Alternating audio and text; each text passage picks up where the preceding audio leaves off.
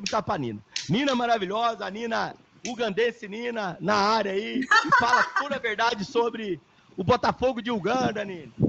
O de Uganda eu não sei, o do Rio de Janeiro tá mal. Esse ano não tem nada a ver com a arbitragem, se tivesse o técnico tava aí, blá, blá, blá. Como não tem, ele tá escondido. Que tal qual uma topeira, se escondeu. Cadê o Textor depois de cada vergonha que o Botafogo tá passando graças a ele? É Textor, é centroavante que não faz gol, é goleiro que não defende, e é uma zaga também que tá uma mãe. A zaga tá uma mãe. Não adianta falar também, coitado só do goleiro, não, porque é Barbosa errando, é Baixos dormindo, é Vitinho também, sei lá o que ele tá fazendo, enfim. E aí ontem eu me assustei, Presunto, que eu vi o jogo do Botafogo e fiquei, rapaz, como é que esse Arthur vai chegar no São Paulo? Porque não é possível que o Arthur não consegue ser titular desse time do Botafogo. Caos, ele veio para substituir o Luiz Henrique, impossível. Vocês viram o jogo da... Vocês viram o jogador, o Luiz Henrique entrando no jogo da seleção, você fala, o cara é uma da salvação da lavoura, né? Aí me bota o Arthurzito, o Reborn, para entrar nesse lugar, a camisa 7. O Garrincha, eu ouvi dizer que foi o Garrincha do túmulo na mesa branca, falou, implorou, está sangrando a camisa 7 do Botafogo, tira esse homem. Por quê? Só corre o cara que não tem X1, simplesmente não consegue driblar e passar. Então, ele sempre, no início, você sentiu uma esperança, porque ele tinha velocidade ali, de velocípede. Vai chegar. Só que chega no X1, não arranja um drible, finalização, 10 gols em 60 jogos, você acha bom? Eu não acho bom. Ainda mais de um camisa 7, também poucas assistências. Enfim, desesperador, entendeu? Cai sozinho. E agora, só para finalizar o Nenaflix, Arthur Cabral. O Corinthians não levou, infelizmente, porque a gente estava pagando para levar o Arthur Cabral. A gente estava pagando para levar o Arthur Cabral. O Arthur Cabral, não adianta ter um Montoro e dar um passe de trivela, que nem foi ontem, entre vários outros, várias elevações. O Montoro já está usando toda a cartilha dele de jogadas, ele já fez. Só que é para Matheus Martins e para Arthur Cabral, é água. Mais uma vez o Botafogo teve um gol de um volante. Entende? Em 6 meses, o Arthur Cabral fez 2 gols. Esse é o nosso centroavante. Aí é impossível, meu amigo. Aí é impossível. Ô, Nicola, curioso que esses dois nomes que a Nina cita, né? O Arthur Cabral, a lembrança que a gente tem do Arthur no Bragantino era um jogador fazendo justamente isso que ela sente falta, o drible curto, a finalização da entrada da área.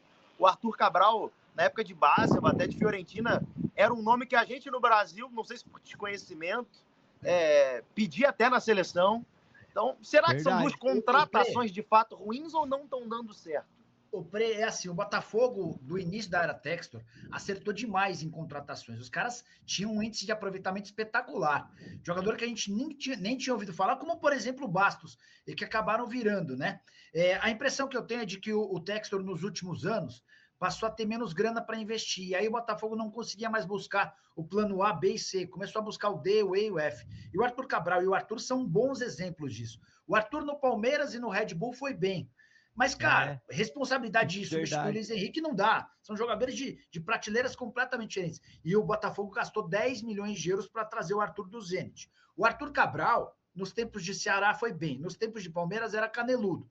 Foi no Basel, foi na Fiorentina, teve dificuldade. Ele arrebentou no Basel. Mas é outro nível, né, cara? E o Botafogo comprou por 12 milhões de euros fixos, mais 3 milhões de euros em bônus, com salário de 1 milhão e 400 mil reais. Mas hoje, no Botafogo, pouca coisa tem dado certo. É o Montoro de vez em quando, é o Danilo muito bem e o Alex Telles regular. O resto, cara... Então o problema não é o jogador, Nicola? O problema foi o Botafogo?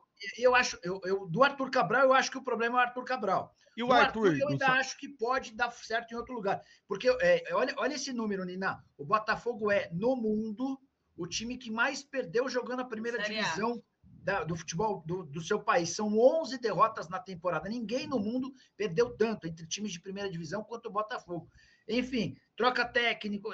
Cara, e tudo para mim passa pelos desmandos do Textor. O Textor é um cara que faliu o Botafogo SAF, faliu, por mais que ele diga que a dívida não é de 3, mas 2,5 bilhões de reais, não da associação, da SAF. O Textor faliu. E eu torço muito para que a Justiça do Rio tire essa liminar que ainda o mantém à frente do clube, para que o Botafogo possa voltar a viver, porque com o Textor a realidade é muito triste. Eu vou ver aqui, Presunto, numa segunda-feira, a Nina pedindo desculpa pro Arthur e arrependida deles rebentando no São Paulo. O legado de bosta que ele deixou lá foi zero. Você vai pedir desculpa pro Arthur, que você vai ver o Arthur fazer gol, arrebentar no São Paulo. Eu quero que ele seja feliz. Eu quero que seja feliz. Mas no meu time não foi. Foi infeliz e não pudemos contar com ele por nenhum minuto. Obrigada. Mas ele tá emprestado, ele pode voltar pro Botafogo. Deixa eu só dar rapidinho os detalhes do contrato. O empréstimo até o fim do ano.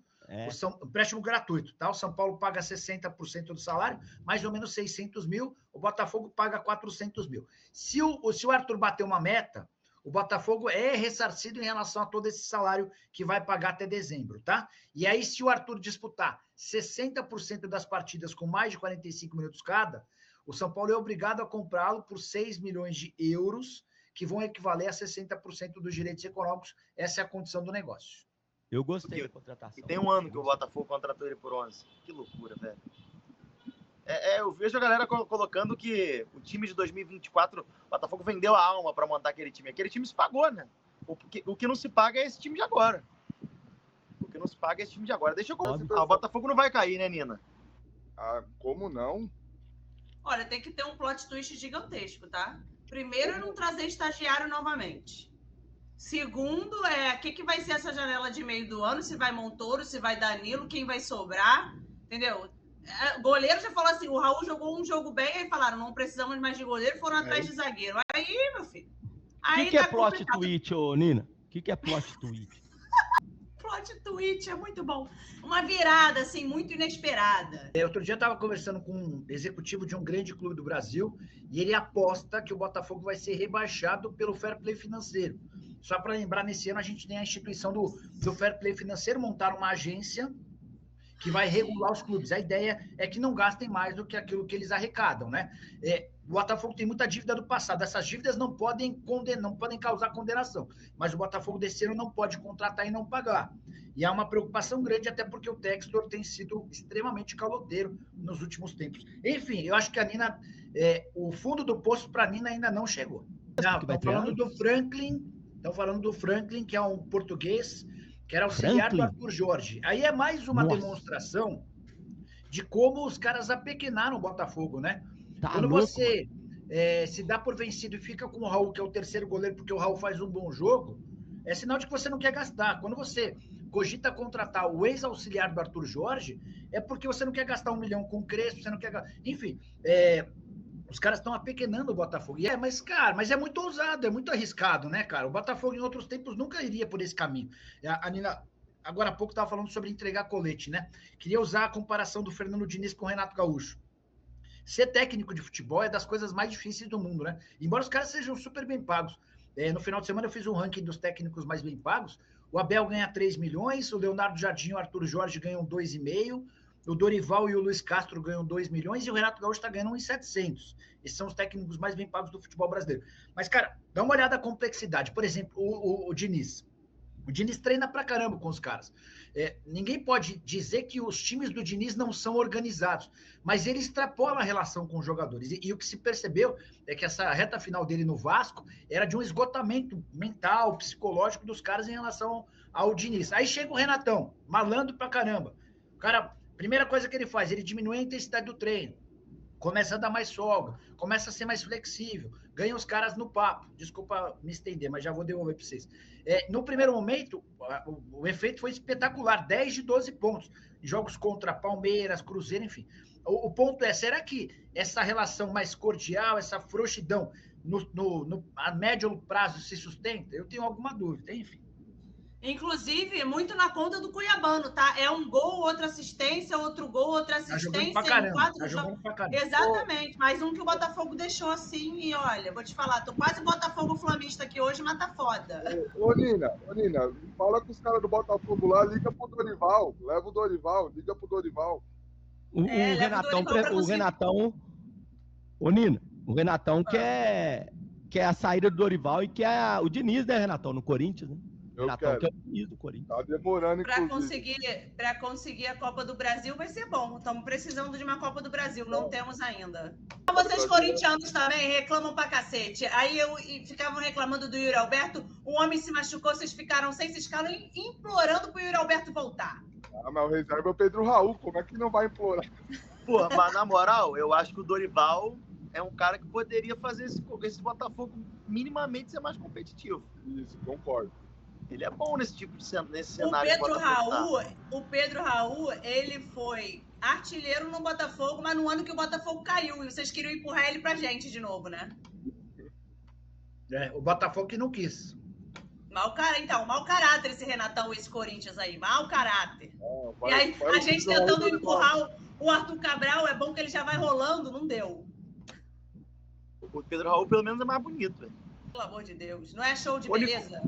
Olha, vou te contar mais, ô louco. Você fica cheio de gracinha aí. Não sei por quê, porque a maior goleada que o São Paulo tomou foi do Botafogo Futebol e Regatas. Então fica calado. Pode olhar na história de seu timeco. Quem foi que deu de 8 no seu timeco? Pode procurar aí, joga no Google. Timeco, louco? 8? São Paulo nunca tomou 8 do Botafogo, não. Então tá bom. Então você bota aí no Wikipedia, no Google. Do Garrincha? Não interessa a época. Botafogo de Futebol e Regatas te meteu de 8 nesse timeco aí. Fica Botafogo e bairro, Botafogo. O bairro trauletou de 8. Você acha que 4 ontem foi péssimo? Imagina tomar de 8. Então fica caladinho aí, ó. Fala com a minha mão. Presunto e Nina, a Nina tá certo. Foi em 1940, pelo torneio Rio-São Paulo. O Botafogo fez 8-1 no São Paulo. Verdade.